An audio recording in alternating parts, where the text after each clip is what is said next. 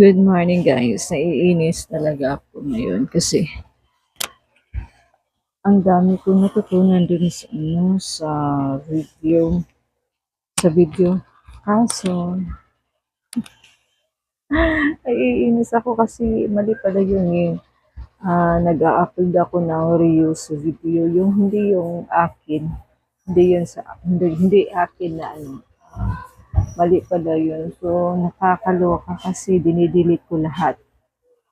So, ito, na-stress ako sa pag-delete na yun kasi bawal talaga kay YouTube yung nag-upload ka ng videos na hindi sa'yo. So, lesson to learn ko yun. Dinidelete ko yung hindi akin kasi, oh my God, para ma-monetize na tayo. Dapat original talaga na video ang i-upload mo sa yung YouTube channel para ma-monetize ka na. So yun, nakakaloka. Hindi pa ako tapos ngayon mag-delete.